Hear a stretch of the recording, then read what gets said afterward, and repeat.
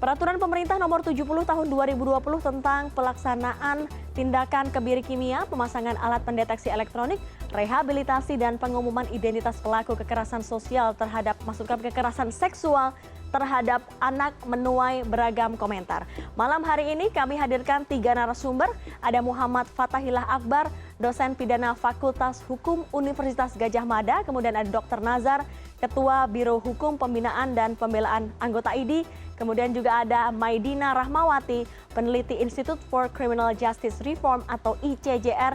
Halo, selamat malam Mbak Maidina, Dr. Nazar, Mas Akbar. Ya, selamat malam. Assalamualaikum. Waalaikumsalam. Saya pertama kali ke Mas Akbar dulu. Mas Akbar, ini pemerintah mengklaim responsif terhadap keresahan masyarakat soal kejahatan terhadap anak sehingga menerbitkan PP. Anda menangkap hal ini atau menangkap kesan ini tidak? Baik. Kita akan coba menghubungi Mas Akbar, tapi saya ke Mbak Maidina dulu dari ICJR. Mbak Dina ini salah satu kelompok yang kemudian memberikan komentar menentang regulasi kebiri terhadap pelaku kejahatan seksual terhadap anak. Apa argumentasi dari ICJR, Mbak Dina? Ya, terima kasih Mbak Dea. Jadi memang dari awal di tahun 2016 kita sudah melihat gitu bahwa gelagatnya pemerintah untuk menghadirkan kebijakan kebiri kimiawi ini memang sifatnya populis gitu, karena dia dicetuskan dengan ide bahwa untuk meredam amarah masyarakat soal kasus penanganan kekerasan seksual. Tapi ketika kita lihat lagi ternyata kebijakan ini tidak didasarkan pada bukti yang jelas, bukti empiris yang cukup gitu, karena memang benar gitu bahwa ini kebiri kimiawi ini adalah suatu bentuk treatment terhadap orang yang membutuhkan treatment ini dalam kerangka mengendalikan misalnya terkait dengan tadi gairah seksualnya. Tapi pendekatan yang efektif justru adalah pendekatan kesehatan. Dan apa yang dibangun di Perpu Nomor 1 Tahun 2016 dan juga berusaha diterapkan di PP 2 di tahun 2020 ini adalah pendekatan penghukuman. Ketika pendekatan penghukuman digunakan, maka sebenarnya banyak sekali praktiknya tadi seperti yang Mbak Dea sebutkan di beberapa negara, justru dia tidak efektif ketika yang digunakan adalah pendekatan kehukuman gitu. Tidak ada bukti ilmiah selama ini yang bisa dipaparkan oleh pemerintah bahwa upaya kebiri kimiawi ini berdampak pada menurunnya angka kekerasan seksual terhadap anak. Jadi memang dari awal kita kritisi karena kita juga tidak punya data terkait dengan apakah memang tepat gitu bahwa hukuman yang ada sekarang ini tidak efektif untuk diterapkan, sehingga perlu menghadirkan solusi kebijakan baru berupa pemidanaan, hukuman baru yaitu tindakan kebiri yang kita ketahui nanti mungkin lebih banyak dielaborasi oleh Pak Nazar gitu bahwa dia bertentangan dengan kode etik kedokteran ketika dilaksanakan, dan justru juga memberikan biaya yang cukup besar, dan di satu sisi tadi tidak efektif gitu untuk menjadi intervensi yang tepat bagi pelaku kekerasan seksual terhadap anak. Dr. Nazar, apakah argumentasi ICJR ini disetujui oleh ID mengenai efek kesehatan yang sebenarnya tidak begitu besar mempengaruhi orang ketika dihukum karena melakukan kejahatan seksual terhadap anak? Iya. Selamat malam, Assalamualaikum seluruh narasumber dan para pemirsa CNN Indonesia. Saya singkatkan saja. PP ini kan merupakan aturan pelaksanaan dari undang-undang. Undang-undang ini sebelumnya berbentuk Perpu. Nah sekarang ini regulasi dari pemerintah kita itu sudah ada. Ini yang menjadi persoalan. Oke, sekarang seperti dikatakan Mbak Dina tadi, dari awal itu sejak tahun 2016 itu ID itu tuh memang sejalan dengan apa yang dikemukakan Dina tadi itu. Itu ya sebelum kita sejak dari awal kita berdebat panjang dengan semua pemangku kepentingan waktu itu. Nah sekarang kami waktu itu kita menyatakan itu mirip dengan apa katakan Dina, itu dulu. Kemudian yang kedua kami mengatakan, apapun nanti yang terjadi, tolong juga diperhatikan tentang profesionalisme dan fungsi penyembuh dan fungsi luhur dari dokter. Yaitu permintaan kami nomor 2 itu adalah, kami tolong pakai tolong itu jangan dilibatkan dalam pelaksanaan eksekusi itu. Jadi sejak dari mulai eksekutor, kalau sekarang memang secara hukum eksekutor itu kan dari kejaksaan, penuntut, itu yang menjadi eksekutor. Tetapi dalam rangkaian pelaksanaan eksekusi, mohon, kalau bukan tolong ya mohon, dokter itu yang punya sumpah, lafal sumpahnya, kode etiknya, sumpah jabatannya, dan seterusnya itu sebagai insan penyembuh, bukan mau menentang kebijakan dari pemerintah, tetapi ingin mengatakan eksistensi kami yang menyangkut nanti fungsi profesi luhur itu, dan juga menyangkut nanti trust, kepercayaan lahir batin dari masyarakat. Itu dasarnya. Terakhir, boleh dikatakan IDI itu sudah, karena Perpu sudah menjadi undang-undang, sudah ada PP-nya, dan sebentar lagi ada aturan pelaksanaannya berdasarkan keputusan masing-masing menteri terkait. Ya, kami sekarang berjuang dan akan berkolaborasi, bernegosiasi dengan seluruh pemangku kepentingan tentang pelaksanaan oleh eksekutor. Jadi kami sudah berdiri di titik yang paling minim yang sementara ini yang bisa kami kerjakan, yaitu kami tidak terlibat dalam masalah eksekusi. Sementara itu, tadi benar, kami sudah dengan tim yang ada sejak 4 tahun silam itu sudah mengemukakan malah lebih rinci dan lebih saintifik sifatnya dari apa yang sudah disampaikan oleh Mbak Dina tadi itu. Yaitu demikian sementara yang ingin kami sampaikan. Baik, Gitu. baik. Kita akan tahan dulu dialog kita malam hari ini sambil menunggu Mas Muhammad Fathahillah Akbar, dosen pidana dari UGM. Kami akan kembali sesaat lagi hanya di CNN Indonesia Connected. Terima kasih Anda masih bersama kami. Kami akan lanjutkan dialog kita malam hari ini mengenai pro kontra peraturan pemerintah nomor 70 tahun 2020 tentang pelaksanaan tindakan kebiri kimia. Dan tadi kita sudah berbincang dengan Maidina dari ICJR yang mengungkapkan bahwa ICJR sudah dari awal menentang kebijakan ini. Kemudian tadi juga Dr. Nazar dari IDI juga mengungkapkan bahwa IDI dari 4 tahun yang lalu memilih untuk tidak ikut dalam kegiatan ini. Saya akan ke Mas Muhammad Fathahillah Akbar, dosen pidana UGM. Mas Akbar, kalau ada sejumlah kelompok masyarakat yang kemudian menolak untuk ikut andil dalam hal yang kemudian diperintahkan oleh undang-undang dan juga peraturan pemerintah, sebenarnya upaya hukum apa yang bisa digunakan oleh masyarakat yang kemudian menolak kebijakan ini? Baik, terima kasih atas waktunya. Kalau misalkan kita menjawab secara sederhana sendiri, ini kan masuknya dalam hukum pelaksanaan pidana ya. Kalau dalam hukum pelaksanaan pidana itu kita, walaupun ini masuknya dalam tindakan terkait kebiri ini, namun memang dalam hukum pelaksanaan pidana ini kita penegakan hukumnya memang interdisipliner, jadi membutuhkan lapangan keilmuan lain. Jadi selain hukum yang harus dilaksanakan oleh jaksa, kita harus melibatkan lembaga-lembaga ilmiah yang dapat menerapkan aturan tersebut. Dalam hal ini tindakan kebiri ini harus dilaksanakan oleh kedokteran dan ilmu kesehatan. Nah dalam konteks ini, memang harus ada, jadi kan kalau misalkan kita lihat dalam Perpu tahun 2016 yang kemudian disahkan dalam Undang-Undang tahun 2016, kemudian itu memang tidak bisa lantas diterapkan karena belum diaturnya PP. PP kemudian lahir PP 70 2020 menetapkan ada klinis, ada rehabilitasi yang harus dibangun dan lain sebagainya. Ini sebenarnya untuk membangun bagaimana kita menegakkan hukum secara interdisipliner, melibatkan karena yang kita kejar adalah bagaimana kita menghapus dan memberantas tindak pidana pedofilia dan seksual terhadap anak. Dan kemudian terakhir adalah dia bagaimana menerapkan juga. Ini yang paling penting juga dan paling krusial juga adalah di pendekatan adanya aturan Permenkes juga yang dibutuhkan untuk menerapkan ini, karena penilaian klinis dan pelaksanaan yang dibangun tersebut dalam tindakan kebiri ini harus dipenuhi oleh Permenkes, di mana metode juga diperlukan. Jadi saya rasa memang tidak hanya pendekatan hukum yang harus kita bangun, adalah pendekatan keilmuan dan kesehatan juga dalam proses tindakan kebiri ini. Karena kalaupun hakim memutus harus dikebiri, tetapi menurut penilaian klinis tidak dapat dilakukan hal tersebut, tidak perlu dilaksanakan berdasarkan peraturan pemerintah. Namun kita tidak bisa menghindari bahwa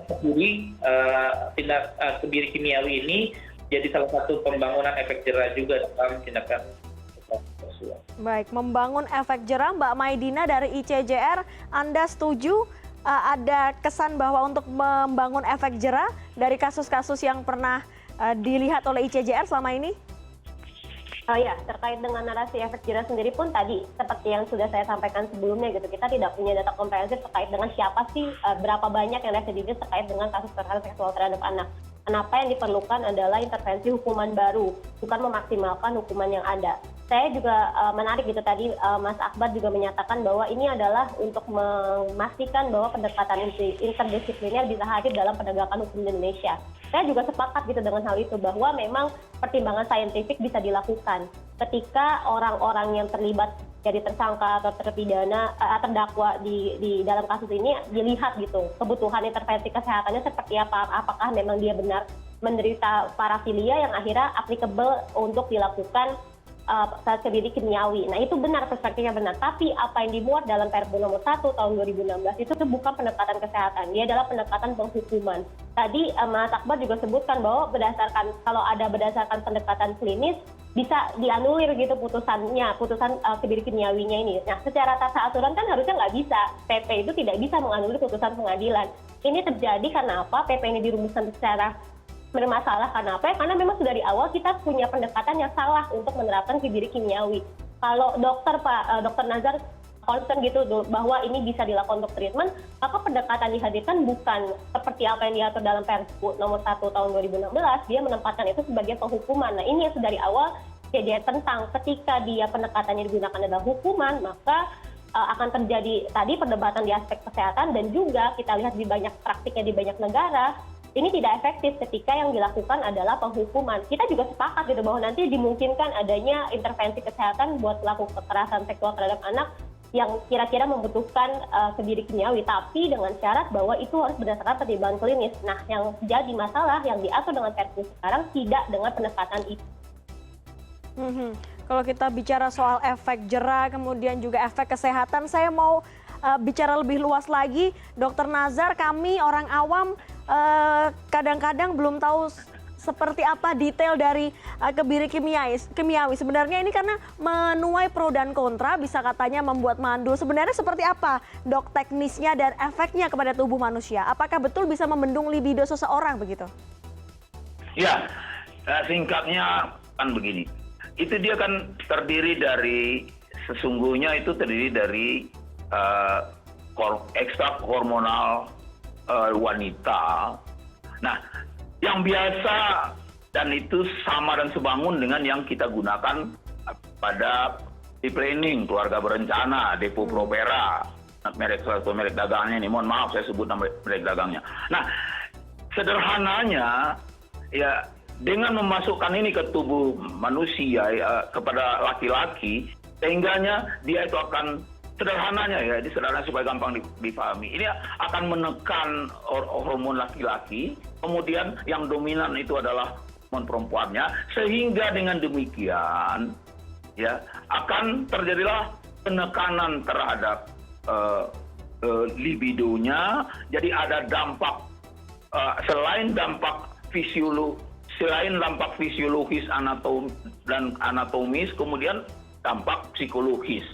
Dengan demikian aktivitas seksualnya itu akan diharapkan menurun. Nanti baru kita cerita, tadi benar, itu menarik yang Dina bilangkan itu apakah ini efektif? Nanti dulu. Nah, saya bicara seperti yang diharapkan tadi itu tentang dampak apa yang diharapkan. Lalu secara komprehensif yang disimpelkan, tidak ada pemberian obat atau apapun yang tidak menimbulkan efek samping kemudian komplikasi. Kita sebut saja semuanya itu sebagai suatu efek samping atau komplikasi.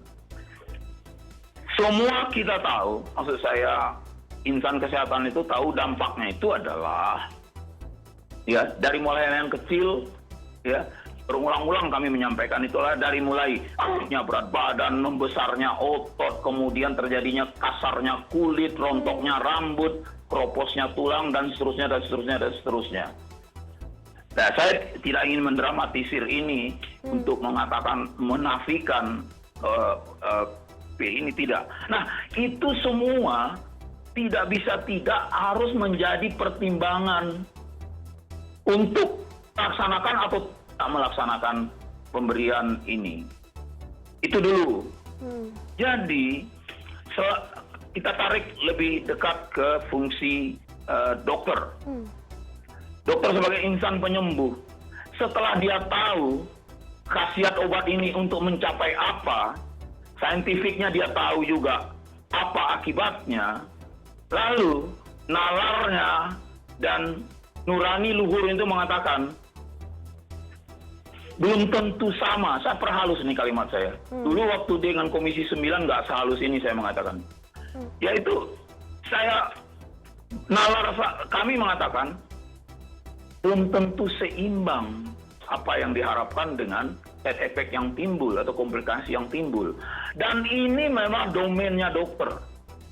Untuk mengerjakan atau tidak mengerjakan, itu bunyi undang-undang ya, mengerjakan atau tidak mengerjakan sesuatu, dia punya hak, benar-benar hak dia duniawi, hak duniawi dia, dan hak manusiawi dia, hak profesionalnya untuk menyatakan tidak melakukan atau melakukan. Nah, kita kerucutkan lagi. Di sinilah sebabnya disertai dengan profesi kami, disertai dengan framing yang mengungkung kami dalam kode etik yang bersifat universal, sumpah dokter.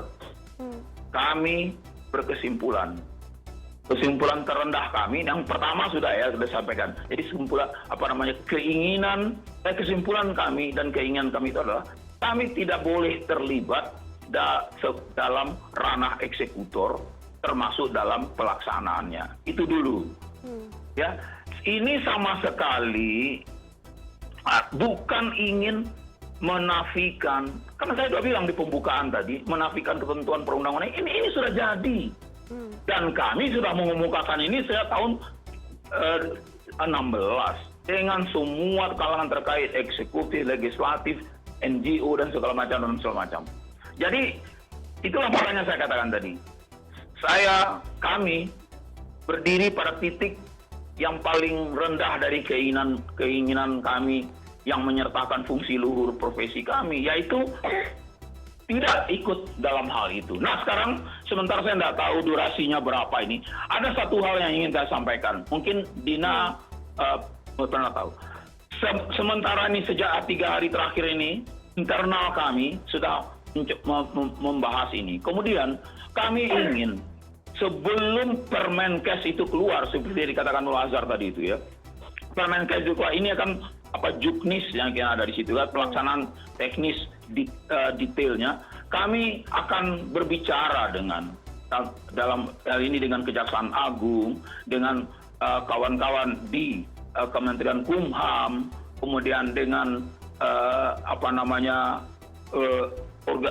departemen yang menaungi kami, departemen kesehatan, dengan NGO dan semua stakeholder terkait. Tapi yang jelas di kalangan pemerintahan yang 3 departemen itu, yaitu salah satu yang ingin kami sampaikan itu adalah kita punya modulasi lain kalau masih ingin juga menyampaikan ini atau melaksanakan ini.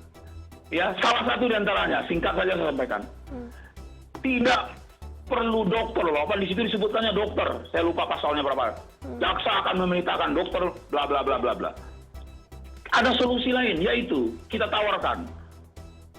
Karena, ya sebelum saya sebutkan apa yang kita tawarkan.